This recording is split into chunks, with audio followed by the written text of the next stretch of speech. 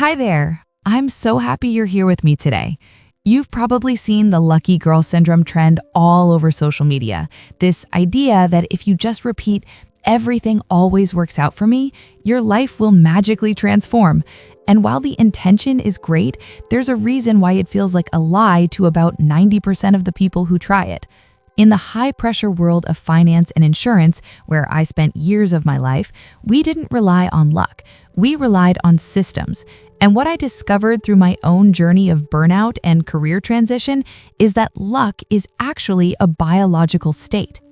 The truth is, you can repeat affirmations until you're blue in the face, but if your nervous system is stuck in survival mode, your body will literally reject the abundance you're trying to manifest. To your subconscious, growth feels like risk, and wealth feels like a threat to your safety. I remember sitting in my corporate office, surrounded by success, but my body felt like it was constantly running from a predator.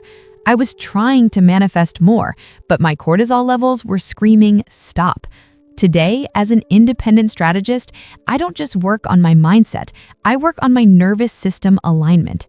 I've learned how to hack my biology to accept a higher frequency of prosperity without entering a state of panic. This is Lucky Girl Syndrome 2.0. It's the science of making your body a safe harbor for the reality you want to collapse. If you're ready to stop fighting your own biology and start aligning your nervous system with the wealth and peace you deserve, subscribe to the channel. I'm Caroline, and I'm here to show you the practical, no-fluff side of the law of attraction. Also, stay with me until the end because I've curated some specific books in the description and a free guide on equal hours to help you track when your body is finally starting to say yes to the universe. Let's talk about why your body might be sabotaging your bank account and how to fix it. The glitch in the lucky girl trend. You've probably seen the lucky girl syndrome videos where someone says, "I just told myself I'm lucky and suddenly I found a $20 bill and got a free coffee." It sounds cute, right? It's fun, it's light, and for some people, it actually works. But for many of us, especially those of us who have lived through high-pressure careers, burnout, or a history of having to fight for everything, this trend has a massive glitch. The glitch is that your mind is trying to install a lucky software on a survival operating system. When I was in the insurance and finance world, my entire job was based on identifying what could go wrong. I was trained to look for risks, to anticipate disasters, and to protect against the worst-case scenario. My nervous system was literally wired for vigilance. I was successful, yes, but my body was constantly flooded with cortisol. When I first started learning about the law of attraction, I tried the lucky girl approach. I would tell myself, everything always works out for me. But as the words left my mouth, I could feel a tightness in my chest. My body was basically saying, "Who are you kidding, Caroline? If you don't stay alert, everything will fall apart." This is what happens when your nervous system isn't aligned with your affirmations. If your body feels that being lucky or having things come easy is actually dangerous because maybe you were taught that you have to work hard to be safe, it will reject the luck signal. In biology, we call this a state of hyperarousal. When you're in this state, your brain's frontal lobe, the part that sees opportunities and solutions, partially shuts down, and your amygdala, the fear center, takes over. Imagine you're a professional athlete. If you're standing on the field and your body thinks there's a lion behind you, you aren't going to notice the open teammate or the path to the goal. You're just gonna run. Most people are trying to manifest wealth and luck while their bodies are effectively running from an invisible lion. They are trying to think their way into prosperity, but their biology is stuck in survival. I see this all the time with people who are trying to make a career transition, just like I did. They want to leave the 9-to-5. They want the freedom of being an independent creator or strategist, but their nervous system is terrified of the lack of a guaranteed paycheck. They repeat their affirmations, but their body is in a state of chronic stress. This stress creates a quantum static that prevents the wave of possibility from collapsing into a clear result. You end up manifesting more of the same because that's what feels safe to your stressed out body. Let's look at a family example. Maybe you grew up in a house where money was always a source of conflict. Your parents fought about bills, and there was never enough. Now, as an adult, you try to manifest abundance, but the moment you get a little extra money, you feel a weird anxiety. Your nervous system associates extra money with impending conflict. So what do? You subconsciously get rid of the money, you spend it on something unnecessary or lose it to an unexpected bill, just so your body can go back to the safe state of being broke, which it already knows how to handle. This is why the Lucky Girl Syndrome 1.0 is incomplete. It ignores the fact that your body is the receiver for the quantum field. If the receiver is vibrating with the frequency of danger, it can't pick up the signal of luck. You don't need to just think you're lucky. You need to physically feel safe enough to be lucky. In my journey from a burnout-ridden executive to an independent strategist, the real shift didn't happen when I changed my thoughts. It happened when I learned to calm my body. I had to teach my nervous system that it was okay to have peace, that it was safe to have plenty, and that easy didn't mean lazy or dangerous. Have you ever felt that clench in your stomach when things are going too well? That feeling that the other shoe is about to drop? That is your nervous system's upper limit. Leave a comment below and let me know if you've experienced this anxiety of success. In the next block, we're going to look at the chemistry of this. I'm going to explain exactly how cortisol, the stress hormone, literally blinds you to the opportunities that would make you a lucky girl. We're going to connect the dots between your blood chemistry and your quantum reality.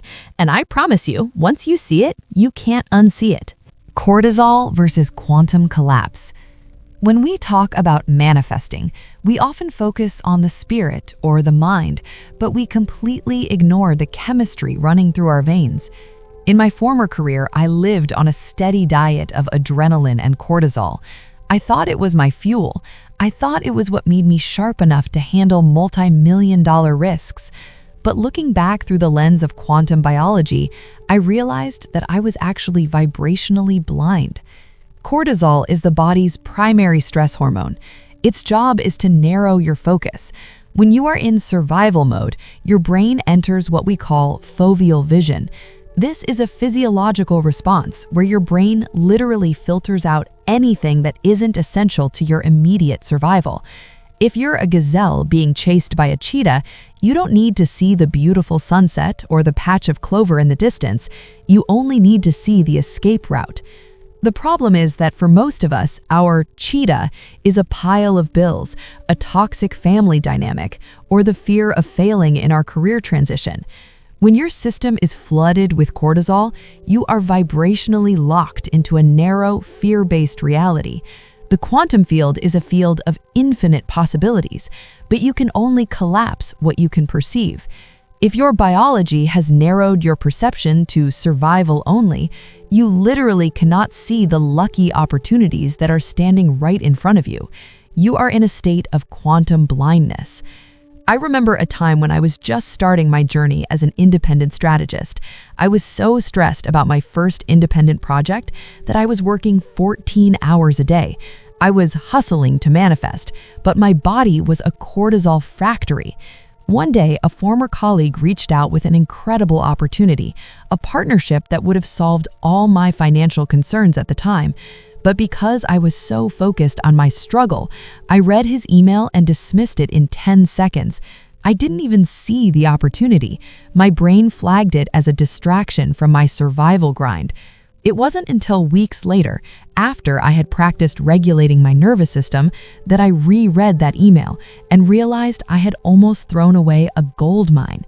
My cortisol had collapsed a reality of hard work, while the luck was trying to get my attention. This happens in our health and family lives too. Have you ever noticed that when you are deeply stressed, you seem to have bad luck with your physical body? You trip, you drop things, you catch every cold that goes around. That's not a coincidence. Your nervous system is so busy managing the threat of your stress that it stops prioritizing your long-term cellular repair. Your luck signal is flatlined. Consider a family example. Imagine you're trying to manifest a more peaceful, loving home environment. You're doing your affirmations about love and harmony. But if you come home after a high cortisol day at work, your nervous system is still on high alert. You walk through the door, and instead of seeing your partner's attempt to help or your child's excitement, you see the mess on the floor or the tone of voice that sounds like a challenge.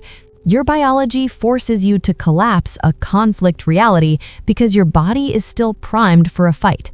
You unluckily end up in another argument, even though you wanted peace. To become a sovereign creator, you have to understand that relaxation is a wealth strategy. This was the hardest lesson for me to learn coming from the corporate world. I thought that if I wasn't stressed, I wasn't trying, but the opposite is true. When you lower your cortisol and move into a state of parasympathetic dominance, the rest and digest or create and connect mode, your perception opens up. Your brain moves into peripheral vision.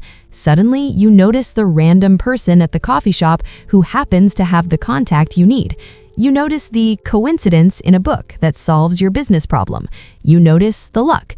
In the quantum world, the observer with the calmest nervous system has the highest resolution. If your camera is shaking because your hands are trembling with stress, the picture of your reality will be a blur. But when you are still, when your internal chemistry is balanced, the picture becomes sharp. You can choose the particle of abundance from the wave of possibilities because you are finally stable enough to see it. This is why I don't just tell people to think positive. I tell them to breathe. I tell them to go for a walk. I tell them to regulate their chemistry before they even try to manifest. If you are trying to use lucky girl syndrome while your heart rate is 100 beats per minute and your shoulders are at your ears, you are just wasting your breath. You are trying to broadcast a luck signal on a war frequency. Have you ever had one of those days where everything just clicks? You were relaxed, you weren't trying too hard, and suddenly doors just opened. That wasn't a fluke. That was a low cortisol state allowing you to synchronize with the quantum field. Leave a comment and tell me about a time luck found you when you finally stopped chasing it. In the next block, we're going to discuss the upper limit problem. This is the psychological and biological ceiling that causes us to sabotage our luck the moment it starts getting too good. I'll show you how this played out in my own career transition and how to stop your nervous system from ejecting the wealth you've worked so hard to attract. The upper limit problem. In the world of insurance and risk management, we have a concept called a capacity limit. It's the maximum amount of risk an entity can handle before the system becomes unstable and starts to break down. Your nervous system has its own capacity limit for joy, wealth, and luck. We call this the upper limit problem. Most of us have spent years or even decades conditioning our bodies to survive in a baseline of struggle, moderate stress, or just getting by. This baseline becomes your biological comfort zone. When you start applying the lucky girl principles and things actually start going well, you eventually hit that ceiling. What happens next is a biological emergency. Even though the changes are positive, like a sudden windfall of money, a promotion, or a deeply loving partner, your nervous system registers this expansion as unfamiliar and therefore unsafe. To your subconscious, the unknown is more dangerous than the miserable known. This is when the self-sabotage kicks in. Your body seeks to bring you back down to your baseline to restore a sense of safety. I remember a massive turning point during my career transition. I had just closed a deal as an independent strategist that paid me more in 1 month than I used to make in 4 months at my old job. Consciously, I was ecstatic. I had won. But within 48 hours, my body started to react. I developed a sudden splitting migraine, and I found myself getting into a completely unnecessary, heated argument with a close friend over something trivial. I was literally burning off the positive energy of my success. My nervous system couldn't handle that much luck all at once, so it created a problem, the headache and the fight, to bring me back down to my familiar level of stress. I was ejecting my abundance to feel safe again. In families, we see this as loyalty sabotage. If you come from a family where everyone has struggled financially or stayed in unhappy marriages, your luck can feel like a betrayal. When you start manifesting a life of ease and sovereignty, your nervous system might trigger a sense of guilt. You might find yourself lending money you know you won't get back, or downplaying your success when you talk to your relatives just so you don't feel separate from the family's baseline of lack. You are limiting your quantum collapse to stay vibrationally compatible with your tribe. I want to stop here for a second, because this is where most people get stuck without realizing it. Are you feeling this invisible ceiling right now? Do you feel like every time you get close to a breakthrough, you pull yourself back? Write the word sabotage in the comments below so I know you're going through this phase and we can work through it together. This doesn't just happen with money, it happens with our physical health too. I've seen people who start a new health journey and finally begin to feel vibrant, but because they've identified as the tired one for so long, their nervous system panics at the new level of vitality. Suddenly, they forget to prep their meals, or they accidentally stay up late scrolling until 3 a.m. They are subconsciously resetting their biology to the tired state they understand.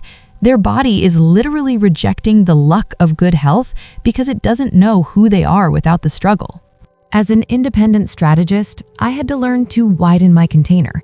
I realized that if I didn't consciously teach my body to handle high levels of ease, I would always find a way to bankrupt myself, emotionally or financially. The lucky girl syndrome often fails because it focuses on the wish without preparing the vessel. If you try to pour a gallon of luck into a cup that only holds a teaspoon, the rest is just going to spill over and create a mess. You have to understand the thermostat effect. Your internal nervous system is set to a certain temperature. If your life gets too hot with success, the subconscious air conditioner kicks on to cool things down. If it gets too cold with failure, the heater kicks on to bring you back to your baseline. The goal isn't just to get lucky, it's to reset the thermostat. You need to train your body to realize that a hot life of abundance is the new normal, not a temporary spike that needs to be corrected. I saw this constantly in my old corporate circles. High-level executives would finally get the dream position they worked 20 years for, and within 6 months, they'd have a heart attack or get divorced. They had the luck on the outside, but their internal capacity hadn't expanded to match it. They were trying to manage $1 million reality with a $100 nervous system. To break through this, you have to start noticing your sabotage cues. For me, it was that tightness in my jaw and a sudden urge to check my emails at midnight. For you, it might be procrastination, overeating, or becoming hypercritical of those you love. When these cues show up, it's a sign that you've hit your current upper limit. Instead of following the impulse to sabotage, you have to learn to sit with the uncomfortable feeling of things going well. You have to tell your body, it is safe for me to be lucky. It is safe for me to be happy. It is safe for me to have more than enough. In the final block, I'm going to give you the safety protocol, the exact strategic steps I used to reprogram my nervous system so it could finally accept the wealth and freedom I have today. The safety protocol aligning your biology.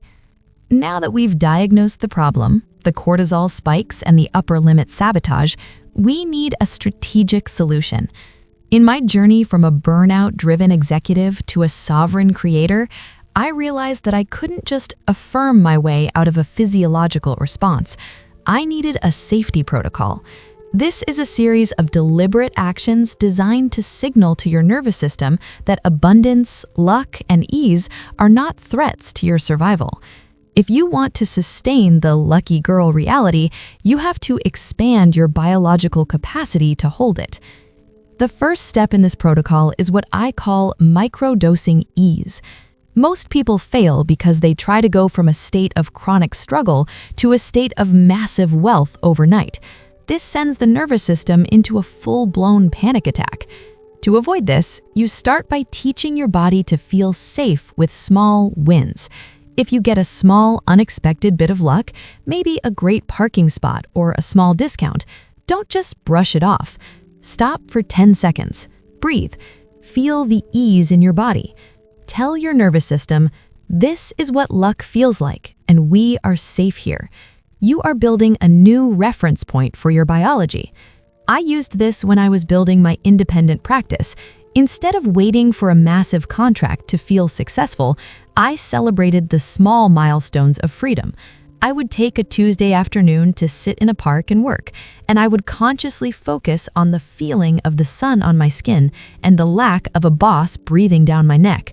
I was training my body to realize that freedom didn't mean danger or lack of security. I was resetting my internal thermostat 1 degree at a time. This applies to your health and family life as well. If you're used to a family environment that is chaotic, start introducing microdoses of peace. Spend 5 minutes in total silence every morning. When your body starts to itch for the phone or a distraction, which is just your nervous system looking for a stress hit, stay still. You are telling your body that stillness is safe. The second step is somatic anchoring. When you are in the middle of a manifestation that feels too good to be true, your body will likely clench, your jaw will tighten, or your breath will become shallow. This is your body preparing for a hit. To break this, you must use a somatic anchor. For me, it was placing my hand on my heart and exhaling slowly. This physical move signals the vagus nerve to switch from survival to safety. In the financial world, we call this hedging your risk. Here, you are hedging your emotional risk. You are balancing the high of the luck with the grounding of the body. I remember a specific time when I was invited to speak at a major event, a dream opportunity for my new career. As soon as I got the invite, my old imposter syndrome shadow showed up and my heart started racing. I felt like I was back in the insurance boardroom, about to be interrogated. I had to use the somatic anchor. I had to tell my body, this isn't a threat, this is an expansion. By keeping my body calm, I was able to show up as my most sovereign self, and the event was a massive success. If I had stayed in that high cortisol state, I would have likely tripped over my words or missed the key networking opportunities. The final step is the gratitude audit. This isn't just a thank you to the universe, it's a strategic review of your evidence. Every night, write down 3 pieces of evidence that proved you were lucky that day. By documenting it, you are proving to your logical mind and your nervous system that luck is a consistent, reliable part of your reality. You are moving from luck as a fluke to luck as a system. When you align your biology with your intentions, you stop being a lucky girl for a day and start becoming a sovereign creator for a lifetime. You stop leaking your power through stress and start concentrating it through peace. This is the ultimate hack to the law of attraction. Your body is the magnet, and a calm magnet is a strong magnet. If you are ready to stop fighting your own biology and start mastering the mechanics of a lucky life, subscribe to the channel. My mission is to give you the strategic, no-nonsense tools to bridge the gap between where you are and where you want to be. Your subscription helps us bring this science-backed approach to more people who are ready for a real change. If you want to go deeper into the science of the nervous system and how it controls your manifestation capacity, I've linked some essential books in the description below. Also, don't forget to grab the free Equal Hours Guide. It's the perfect tool to help you stay present and regulated throughout your day. All the links and resources are waiting for you in the description. I want to thank you so much for staying until the end, for your willingness to look at the boring biology behind the magical results, and for being part of this community. It's an honor to walk this path of sovereignty with you. Thank you for being here, for watching, and for trusting yourself enough to grow. I'll see you in the next video.